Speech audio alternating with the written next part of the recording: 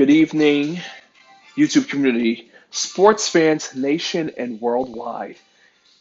You've entered the Sports Opinion Log.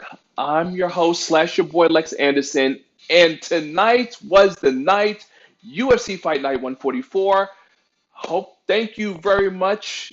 First of all, salutes, shout out to the MMA world, UFC fans. My video had jumped from 6 views to 39, so that could only mean one thing.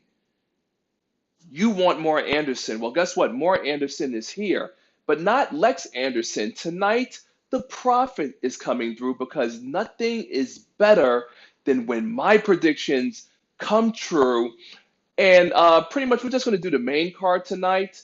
We're not going to do the prelims because I didn't get to catch the prelims, so there's no point in really going through something because I didn't see it. Even though I did say make sure to see the prelims if you have time, which is something I did not have today. But I have main card time, I had co-main event, and I had main event time. So we're just going to hit the ground running, and I'm just going to say what I got to say.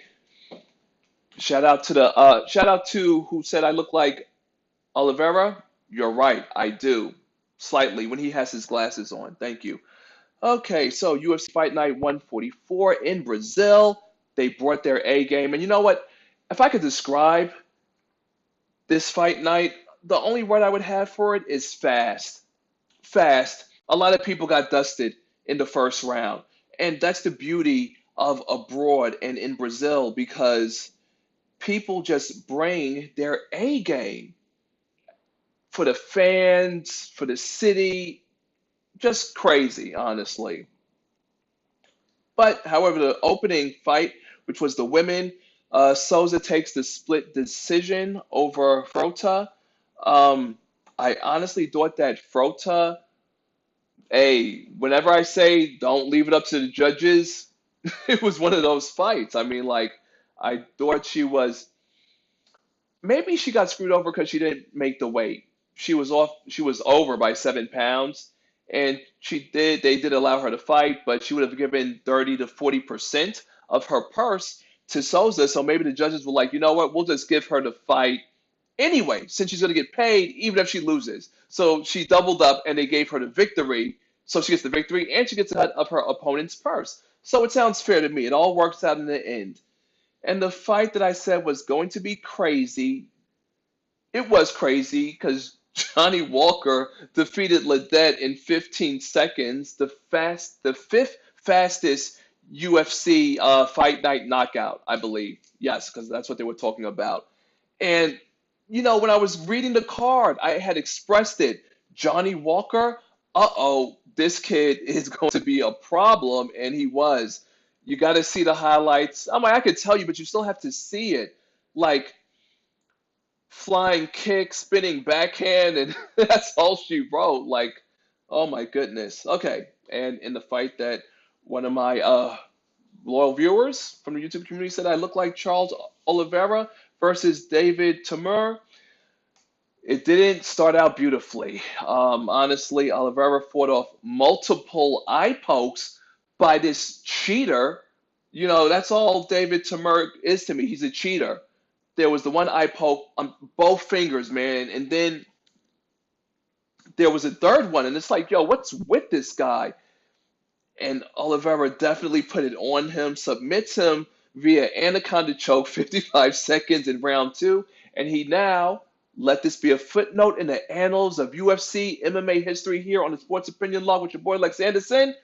Most submissions in UFC history with 13. There you have it. History in the books. That's what I'm about. History making, sports historian Lex Anderson. You know what it is. But if you don't, welcome. Get in on the know. Press that subscribe button right there to your left before this video's come to an end. Just make the commitment right now if you got this far. Okay, Damian Maia, I had expressed my concerns about him, having lost 3 fights in a row.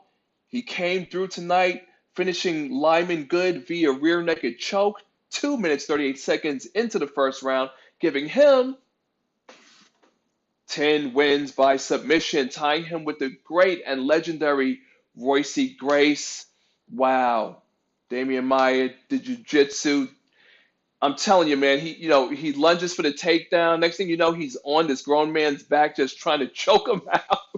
And the one thing I did not know until tonight was that Lyman Good comes here from the Bronx in the Tiger Showman School. So when I heard that when he was coming out, I'm like, he's going to get his ass beat. As Damian Maia, tried and proven, 41 years old, two more fights left. Okay, got off the 3-game losing streak, so let's see where it goes from here. I mean, like,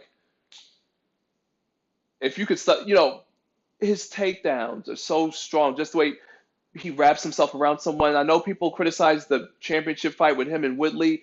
Woodley did what he had to do, basically. I mean, like, if you think you could do better, put yourself in the octagon, please. Because thank you, I might look like Charles Oliveira, but you punch me in my nose, my eyes water. That's it. But I've been known to kick a couple of asses here and there. The featherweight co-main event, Jose Aldo versus Moicano. And, thought Moicano was on the rise. Thought he was going to be the next prospect. No, you could just throw him, lump him in with all the rest. He loses 44 seconds in the second round by TKO. And again, let's add some history here on this. He now surpasses Max Holloway for most featherweight finishes in UFC, WEC featherweight history, which I already said the word featherweight, excuse me, with 11, and he wins back-to-back fights. So let me see, 2 more fights. He's looking to call it a career after 2019.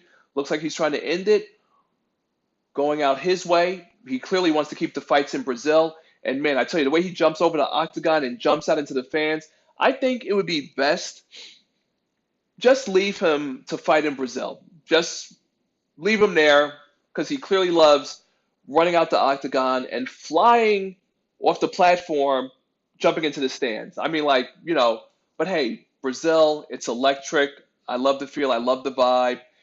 And, he's not going to do that here in America. So Dana White, give him 2 more good fights, leave him in Brazil. So that way, I'm not really saying this to joke about it, but I see the referee waving off the fight.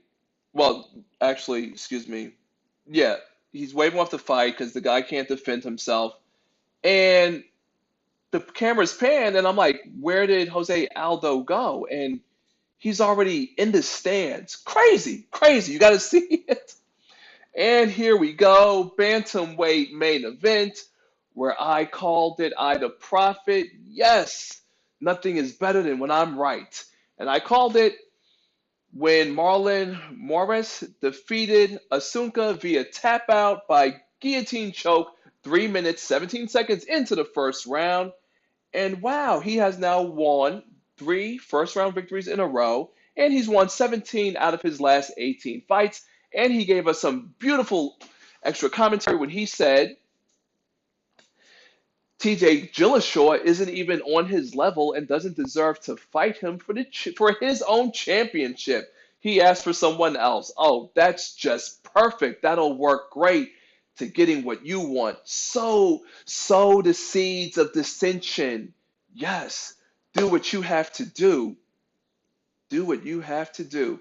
Especially if it involves, oh wait, well no, I would be torn actually. Because Dillashaw did let me down in the last pay-per-view. So dare I go with Marlon? Yeah, why not? Because I said that he would beat Assuncao. So why not? I believe. Woo. This is what it's all about, man. Maybe he'll make him tap out.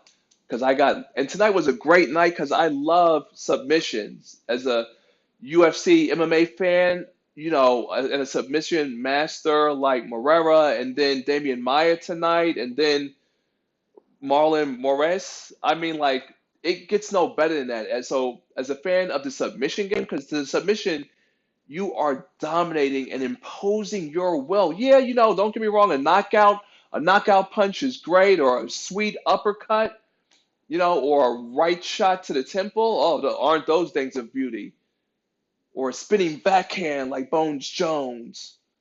I'm all for it, but the submission specialist, nah, I'm controlling and contorting you, and the feel of the hand tapping the body, especially if you get that submission of the night. Like, Who gets submission of the night? I didn't even.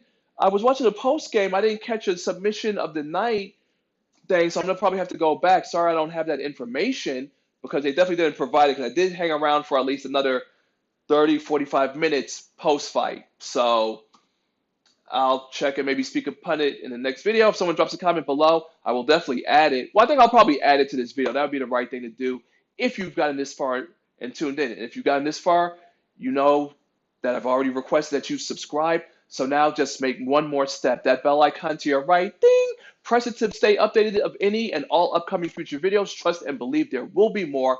Thank you very much for tuning in. Sports fans, and in particular, UFC, MMA, tap out, whatever. Yes, I do believe in Anderson. The people want more. So I'm just going to pop my collar. I'm signing out.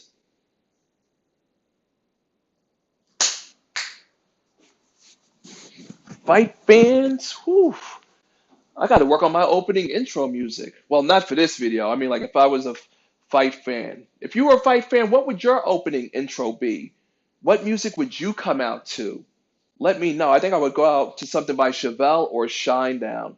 But the only way I'll know what you're thinking is if you drop a comment below. So make sure you do that. And this video was sponsored by my hair company at celebrityhaircore.com. Check us out online. If you're looking for a better look for your girl, guys, bring her to us, celebrityhaircore.com. Link is in the bio below. Follow us on the gram at celebrityhaircore for our picture, video galleries, and promo codes. So yeah, and you get a 2-for-1. Follow Celebrity Hair Core, and I, Lex Anderson, will follow you back on the gram. Deuces.